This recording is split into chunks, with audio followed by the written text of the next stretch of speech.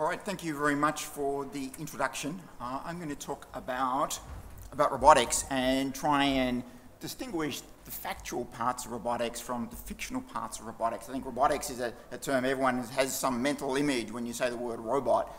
It's not necessarily based on reality. So I just want to have a discussion around that. I could talk for a week about robotics, so I only got 25 minutes, so I'll get into it.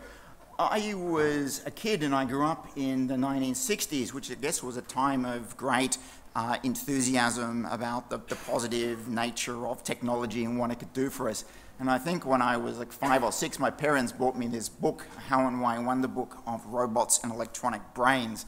And I've still got the book, and I guess my mum gave it back to me. She found it in the attic and gave it back to me a few years ago. And this image is just seared into my brain about the Mobot, the gentle robot that's strong enough to bend iron bars and grasp a glass flask. So I guess I was sort of in the very earliest age sort of fascinated by these machines and what they might be able to do. And of course I wanted to be an astronaut when I grew up.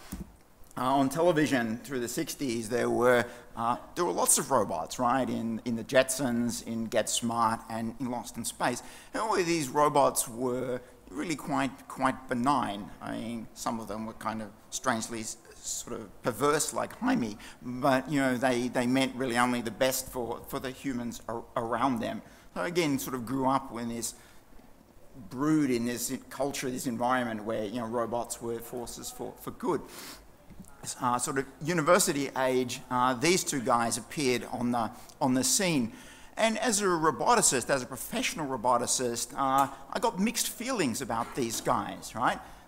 Enormously capable robots. You know, the little guy is a fantastic engineer. He can fix anything. He can hack a Death Star. And the big guy can talk his way out of any kind of awkward situation. So in some ways, this is the inspiration, the beacon on the hill to what roboticists should aspire to. The problem is that robotics right now is a long way from this particular benchmark. And whether we get there before I retire, I've got no idea. But that's, I think, what we strive for, to create what is in the public's imagination what a robot really is. Has anyone seen this movie, Robot and Freck? It's quite a lovely movie. It's quite recent, and it's about a retired cat burglar and his kids who find him too difficult to come and visit, give him a home help robot. So this little humanoid robot that you see standing next to him. And the idea is that this robot helps him to become a better person, getting to do his exercise, to eat better and tidy up his house and all of that. And this is something that a lot of roboticists actually take very seriously, the idea of a home help robot, a butler robot. And technologically, we're making quite some progress towards that. They're still not autonomous enough to be useful, but we can build the bodies, the heads, the arms, the fingers, the legs. They can walk, they can pick things up. And I'll show you some examples of that shortly. So we have these fascinating examples of what robots could do for the benefit of humanity. But that's all fiction, right? So inside the Star Wars robot, certainly back in '77, there wasn't the technology to build C-3PO. There still isn't. So it looks intelligent. Okay, it's because there's a guy inside a gold suit. Same with R2-D2. Certainly in the first tranche of Star Wars movies, now it's remotely controlled, but in those days it was a short actor, Kenny Baker, inside R2-D2. And even the most recent movie is a female actress, Rachel Marr, inside the robot suit. So the depictions we see of robots in movies and on television, these things look intelligent because they're not machines, they're people in suits. Now, we've been fascinated with robots for the longest time. Interesting. Robot movies go right back to Metropolis. 1927 was really sort of the first depiction of a mechanical people. The first instance of the day the Earth stood still, and so on. So a lot of movies, good, bad, over time, which depict robots. And I think it touches on something that humans find fascinating about machines built in their own image. And I think different cultures have got different takes on this. I think in our culture, the Western culture, we're fascinated by this, but I think we also find it a little bit creepy, a little bit spooky. I think in the Japanese culture, Shinto culture, they find it much more acceptable. And the Japanese have probably pushed further than anybody towards this notion of artificial people, humanoid robots. And before the movies, or in parallel with the movies, there was a bunch of books. And of course, one of the most prolific book series on robotics by Isaac Asimov, dozens and dozens of books, full-length novels and many, many short stories. In Asimov's stories, there's a recurring theme. He articulated these 3 laws of robotics, which are not a bad principle if we start to think about robots being much more pervasive in our society. These 3 laws are not a bad start. The difficulty is that we don't have the positronic brain in which to embed these 3 laws. But we're starting to get into some difficult and interesting and difficult ethical dilemmas already with robotics, particularly in the military sphere. At the moment, there are already machines you could call robots, drones, which fly over the Middle East and fire missiles into people deemed undesirable. There are sniper fighting robots, which can detect and triangulate on snipers and return withering fire. All of these things currently have human in the loop. Big push at the moment to eliminate the human in the loop and have autonomous decisions made about firing and killing people. So it's a bit of a debate in our community at the moment about that. So the 3 laws, I think, provide some interesting guidance to us as we build intelligent machines into the future. Fascination with things, machines built in our own image goes back an awfully long way. Type of machine, class of machine called Automata, which was very popular in Europe back in the 1800s. Mechanical people that could draw and do magic tricks. This is perhaps my favourite from 100 years before that, is the digesting duck. And you would feed it little pellets and it would go through a process inside and it would poop something out at the end. And in the day, people found this fascinating. This was considered to be extremely lifelike. I mean, now it's almost comical. It's just gears and cogs and things like that inside the duck. And back in the day, it was really seen as something really forward, that we could create, mimic life itself. This guy, you can argue the utility of a digesting duck. This guy went on to do some quite interesting work in automating silk weaving, and then that idea went on, implemented by Jacquard, into this card-controlled loom. So the pattern that you wanted to weave was articulated in a stack of wooden cards. Essentially, it was a program for the loom.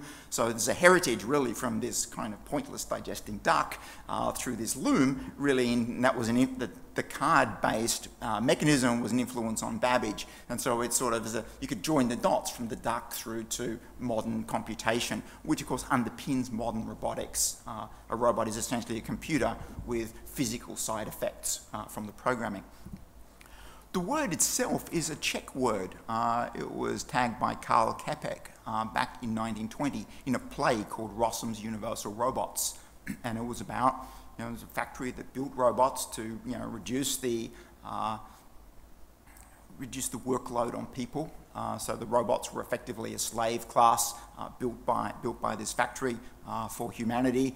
And like almost all robot stories that have come later, the robots were unhappy about this. They turned on humanity and killed them all. It's almost the Frankenstein story, which is sort of 100 and 150 years earlier than that. It's a recurring meme in fiction.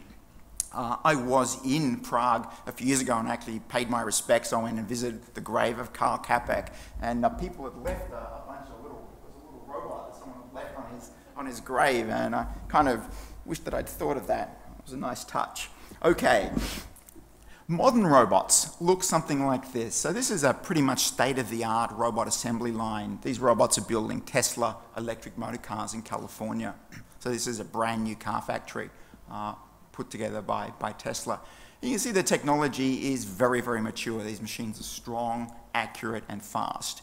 And they underpin a lot of high-value manufacture in Western countries. Wherever you've got high labour costs, the only way you can really keep a business viable is to use robots.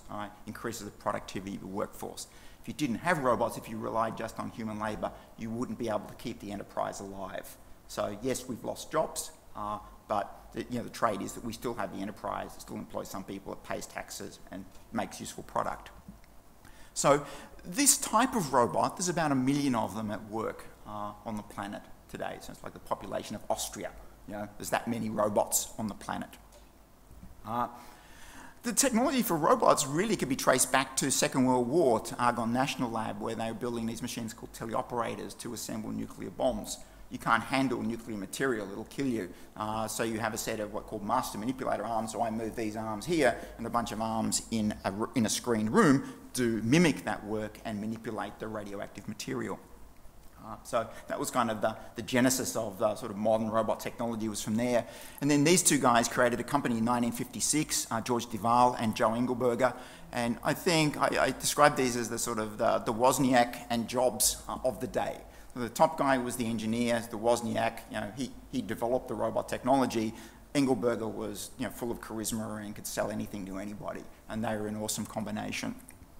They installed the first industrial robot in '56, and the robots that I showed you before on the Tesla line are effectively the descendants of that technology. It's a very mature technology, but essentially all the robot does is pick stuff up and move it from one place to another. Robots are machines that move things from A to B. So this robot's taking things off a conveyor line and putting them in a box. But that's the kind of standard industrial robot, and that's a mature technology by now. It's not really where the excitement is. So there are many other sorts of robots, and again, there's been fictional depictions of robots that drive. Research work going back to the mid-60s on developing robots that were autonomous. They had cameras and other sorts of sensors, could figure a path through clear space and navigate. In 1964, it was excruciatingly difficult because computers were very limited back then. And that's been really the limiting factor for a lot of the history of robotics. Technology's improved. In 2007, DARPA ran one of their urban challenge race, or the urban challenge race. It was the third robot road race that had been run. And back in 2007, you can see the cars are bristling with all kinds of sensory apparatus on top. And most of the internal volume of the car is filled up with computers and air conditioners. But robots were able to do quite competent jobs of driving, parking, overtaking, and so on.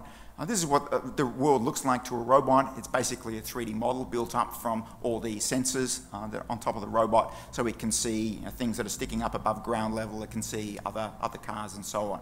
This is the raw information, goes into all sorts of planning and reasoning processes in which are embedded the rules of driving. It's not all perfect. This is some of my favourite outtakes from the DARPA Urban Challenge. This one's kind of complex. The MIT car is trying to reason about the other car, and the other car probably can't see the MIT car, so it pulls out. So humans are you're always wary about someone on the side of the road, right? What are they going to do? That code was not embedded yet in the MIT car. So there are some wrinkles, but overall it works quite well. This was the winning car, came out of Carnegie Mellon University. And you can see all the badges of all the sponsors, you can see all the sensors on the top. Google basically acquired the team, and that's where the Google car comes from. So the guys all left Pittsburgh and went to Silicon Valley. This is a bit of footage of the Google car in action. Notice the thing that's spinning on the top. That's the laser sensor. So it scans about 64 laser beams around in a circle 10 times a second and builds up quite complex three-dimensional model of the world. The difficulty is, or the problem at the moment, is that sensor on the top costs $70,000. So that's the cost of a luxury car spinning around on top of my car. And at the moment, this is a big limitation for the technology. Lower cost sensors will come, but they're not there. They're not there yet. So you see, it's pretty effortless. I'm not sure how stressed he feels sitting there. It's sort of an uncomfortable position to be. And Google are talking about now building cars that actually don't have steering wheels or pedal. They've just got a go button. So anyway, that's where the technology is coming, and I think the next talk will cover this topic a little bit more. Perhaps the most successful robot product ever introduced, the robot vacuum cleaner, that came on the market around 2004. I said before that it's 1 million industrial robots on the planet, technology that started in 1956. Up to now, there's 1 million of them on the planet. Already, there's more than 6 million. I think there's actually closer to 8 million now. This is an oldish slide. So this is a technology that has gone gangbusters. And it's a low-cost robot, and it meets fills a very useful niche, right? And that's why they've done so well. So really inspired to pick that particular problem. So this is a robot at the leading edge of a new class. We call them service robots. So these are not robots that work in factories. These are robots that deliver directly as service to human beings. So this is a service robot. The Roomba robot's not very smart. It's built to a budget, so it doesn't have much computational power. So it just randomly move around the room. If you do that long enough, you'll eventually cover every square centimetre of floor. Okay, people here have bought stuff from Amazon, right? So you think about all the products that Amazon have got. Think of all the shelves that they've got full of Amazon product. Think, how do you solve the problem of getting the product from the shelf in the Amazon warehouse into your box in a cost-effective manner? Well, they do it with robots. Amazon is perhaps the first robot-enabled enterprise or business. So what happens is that instead of the dispatcher going around to all the shelves and picking the things out and putting them in the box, they stand still. And the shelves come to them in exactly the right order. So the warehouse is full of shelves in motion. That means you don't have to have walkways for human beings. It's a really complex scheduling problem, but they've solved this. And these little orange robots go in underneath the shelf that they want, jack it up, and then find a path from that to the dispatcher who's trying to fill the box. So if I've ordered 4 things, 4 shelves will come past the dispatcher. One by one, he puts them in the box and then closes that one off. And then the series of shelves come past for the next box. It's the only way they can solve their problem. So this Kiva Systems was a startup bought by Amazon a few years ago for a huge amount of money. Their business depends on it utterly. On a larger scale, at the Port of Brisbane, there is an autonomous container handling system. So the containers are dropped onto the quayside by the crane, and then these things called autonomous straddle carriers come by, pick them up and put them in stacks, take them off stacks and put them on trucks. So it is a roboticized port. So have a bit of a look at it next time you fly into the Port of Brisbane, and see, you can see these machines scurrying around. And there are other sort of smaller machines in all sorts of warehouses. So a lot of material transport in manufacturing enterprises is now done by robots. Robots can also walk. So this is another machine from a company called Boston Dynamics. Lots of people have probably seen the Big Dog video. This is their latest machine called Cheetah. It's a very strange looking machine, but it can run very quickly. It can run faster now than the fastest human, and go faster than Usain Bolt. Not as fast as a real cheetah yet, but they're getting there. I think it'll take off in just a moment. It looks kind of mad, but awesome technology. All right. There's also flying robots on all sorts of scales, from the Global Hawk, which you can see in the top left, which is as big as a 737. Has no pilot.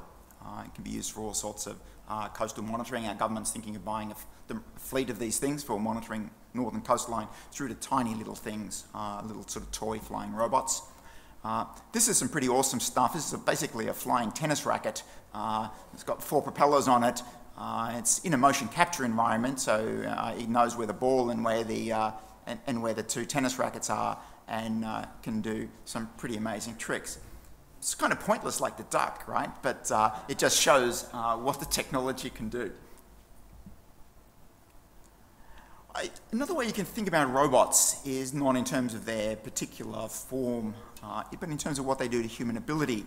So there's a class of robots, you can refer to them as exoskeletons or cooperative robots. So it's a robot that you actually wear, and it's like a very close and intimate dance. So as I move, the robot attempts to follow me, but it can give me strength.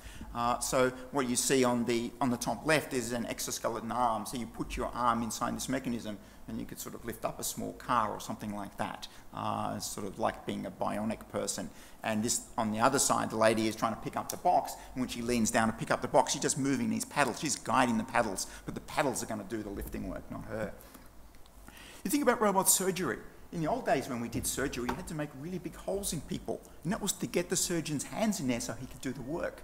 It's bad to make big holes in people, right? It takes them a long time to recover. So the big breakthrough in surgery in recent times is keyhole surgery. We make a tiny little hole in the person and you put inside a robotic device, lights, needles, cutting things and whatever. The surgeon sits on the left-hand side of that picture and he's looking at the world through a screen and he's manipulating some joysticks, and it's as if he was in there. You kind of virtualize the surgeon and put him inside the patient. And that's, that's great for the productivity of the surgeon, and it's great for health outcomes of the patient. Another example is if we're trying to do some inserting a tube into a cell, right? That's a difficult thing for a human to do. The cell is tiny, the needle's tiny, there's no way we can do that. But if I look at it through a microscope and I've got some joysticks and I reduce the magnitude of the joystick motion by a factor of 1,000, it's like I'm being scaled down. It's like I've been virtualized to the size of the cell. And I can then deal with that through a teleoperation interface. So another example of what robotics can do. Robotics, used for exploration. Robot for rappelling down inside a volcano on the bottom right. Robotic blimps for mapping Amazon rainforest. Drones to put inside cyclones to examine them where it's too dangerous to send in someone else. Underwater robots and so on, lots. Robots to explore Antarctica. Down here we have the current rover that's on Mars. And if you've got no idea the scale of that machine, it is massive. And NASA had a real trouble landing something that big on Mars, but they did. The other application of robotics is managing built assets. If you're trying to manage built assets, really it's all about inspection. You're going to inspect often, and inspection is time consuming and expensive. So a lot of agencies are kind of just drop their inspection budget. It doesn't bite you for a few years. But 10 years down the track, if you haven't been inspecting your assets, it's going to hurt. It's poor short-term thinking. So there's a lot of robotic technology being developed for all sorts of asset inspection tasks, from power lines, from flying machines or machines that actually climb along the power lines, pipeline inspection robots, and so on. Finally, the last area that I want to touch on are human-like robots. It goes back to what I was saying at the beginning about this long-term human fascination with machines built in our own image. And so, there's some examples from fiction. This is what the technology looks like at the moment. This is probably state of the art. This is Honda's Asimo robot. And they're quite small. And that's a deliberate strategy to make them not threatening to people. So we make them almost child size. And they don't have a they don't have much of a face. So this is a design that's really evolved to be non-threatening. Here you're going to see Asimo. This is in excruciating slow motion. He's going to jump. It's not much of a jump, but something that he certainly couldn't do a few years ago. So the running that you saw a moment ago also is something that's relatively new. And here you can see some capability of unscrewing a bottle cap, and you'll tip that into the glass. Not all of this is autonomous, right? So there's probably someone sitting behind the curtain, and they might tell the robot, do an unscrew operation, do another one, right? So it's a mixture of some stuff which is a built-in, we call it a motion primitive, completely autonomous, with some human out the back doing the scripting. Okay, at QT, what do? We're kind of a newish robotics group. We've been in business since 2010, and we're really looking at robots for two main areas, agriculture and for environmental monitoring and inspection. So we do work with underwater robots, robots that tool around the surface of the water, call them autonomous surface vehicles, robot boats if you like. We do a lot of work with unmanned aerial vehicles, flying robots, and robots with wheels. So just show you quickly a few examples of the sorts of things that we're doing. Going back to this inspection business, it's time consuming and expensive to inspect things underwater. Divers have got relatively limited operating time, they need a boat, so it's very expensive to survey underwater resources. So we're looking at robot systems that can move over a part of section of the reef and mark where every crown of thorn starfish is, for instance. So instead of doing divers, you have robots that will just go out, do that autonomously, come back and say, here are where the starfish are. Maybe we then next work on robots that can go out and exterminate starfish. Kelp mapping, again, we can send the robot out and it can do a kelp survey, say where the kelp concentration is high and where it's low. So we can see whether the kelp area is reducing in size or increasing. Moreton Bay and dugongs are interested in kelp and seagrass. So it's a way of doing this resource mapping. You can't see this stuff from satellites. right? You can't see it from a few meters away in Moreton Bay because it's so turbid. So if you robot's down close looking at this stuff, you can build large-scale surveys in ways that using human labour is just not cost-effective at all. Here's some work we did in the Great Barrier Reef, underwater robot flying along the reef, underwater flying, from which we can build and extract three-dimensional models of the reef. And then we can compare that over time and see whether these corals are grown in size or shrunk or died. So really good for longitudinal studies. Doing some work at the moment with a robot boat, and here it is on Lake Wivenhoe.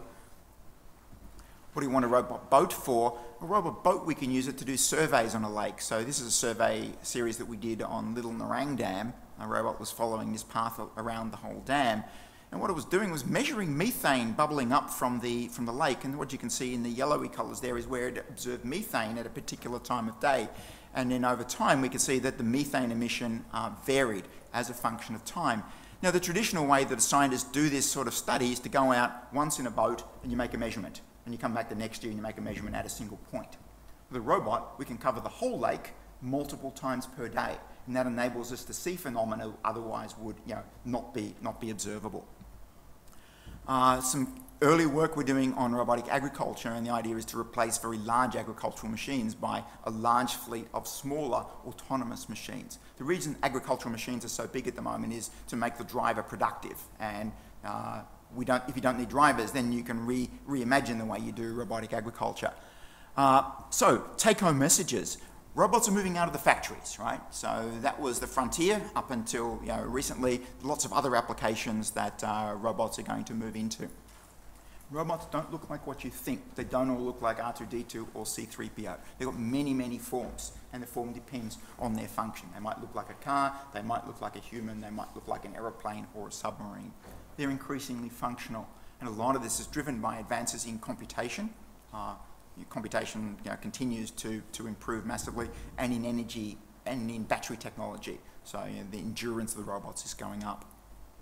And I think one day soon, 5 years, 10 years, you're going to see robots and they're not going to be any more surprising than a device like this, which it's only been around since 2007. But can't imagine life without it. 5 to 10 years, we're going to be the same with robots. So they're the take-home messages. I'll stop there and happy to take questions.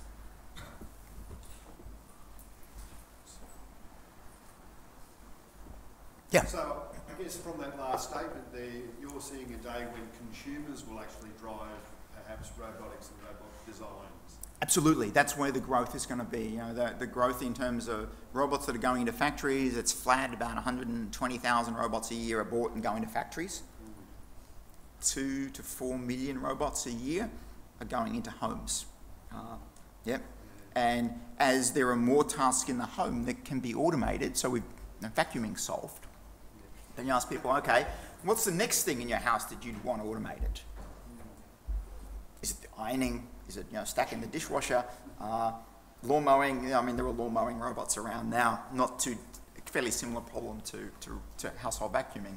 So yeah, absolutely, that's where the growth's going to be. Yeah. What's one of the big hurdles to overcome in the next decade when it comes to robotics? Is it technology, or is it more, mathematics, algorithms, artificial intelligence? What are one of the big hurdles at the moment? I think you'd say it is in the intelligence, the artificial intelligence. It's not a term that I like or quite understand, but certainly my belief is that the limiting factor for robots at the moment, keeps them out of doing a lot of jobs, is their inability to see properly. So, I know that I'm in a lecture room and that I'd expect to see chairs and people and things like that, and if I'm on the road, I'd expect to see cars and white lines and street sign. The robots have got no idea really of the objects that they're seeing. They've got no idea of the context that they're in. They've got no idea of what the objects in the scene might do. Like, it's clear to me that a person might move or might stand up, or a chair is not going to move by itself. And we reason about all the objects in our environment from our knowledge of those objects and what they can do. And robots don't have anything like that capability at the moment. So the ability to be able to see, ability to be able to reason about things in the environment is really important. And that probably falls under the umbrella of artificial intelligence. But it's essentially the perception problem, understanding the state of the world. That's what we can't do well right now. Self-learning, I guess, rather than pre-programmed. Absolutely. So for most of the history of robotics and computer vision, it has all been about engineering algorithms to process the data. Now we're moving very much into the realm of machine learning, and it's much more effective and powerful than the handcrafted techniques. So machine learning is underpinning all aspects of robotics and perception at this point in time. Very exciting times. Yeah.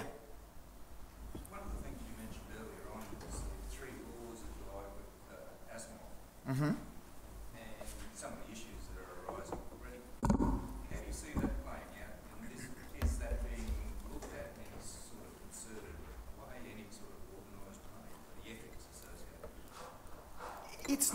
It's not mainstream at the moment within the robotics research community. I mean, it's a topic that people talk about over a few beers, but I don't think it's sufficiently embedded in the way that we think about things. Another whole issue I think that we're blind to is security. I mean, in the sort of network security hacking sense, that if you've got these robots out there, how do you stop other people uploading code into them or taking control of them? I think this is an important issue as well. But you can Google stop killer robots, and there's websites devoted to discussion and movements to protest against robots that can kill. So yeah, it's starting to bubble up. Probably going to call time there, Peter. All right. Please join me in thanking Peter for a really fascinating talk. Thank you.